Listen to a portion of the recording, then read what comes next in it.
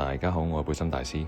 新嘅活動啦，蛋糕工房啊，究竟值唔值得做呢？睇下啲咩獎勵要攞先。呢個環境結晶啦，有100粒；呢個轉換器啦，有1個啦；英雄戰術人選箱5個，有啲專務券。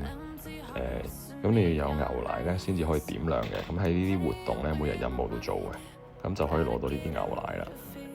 做到幾多得幾多咯，其實又唔真係需要刻意去課金做嘅呢個。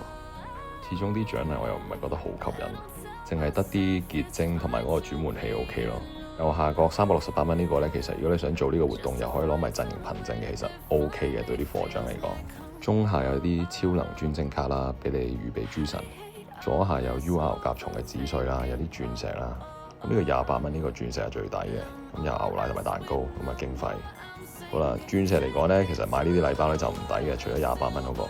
睇下自己有冇需要啲陣營憑證啊嗰啲啦。78蚊呢個經典賀卡係抵嘅，超多券同埋700鑽石。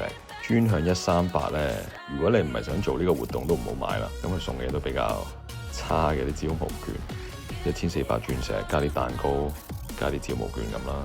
禮品兌換中心啦，呢度有個紙碎啦，非常有用啦。咁其實其他嘢都唔係特別有用嘅，可能你未升驅動5星啦。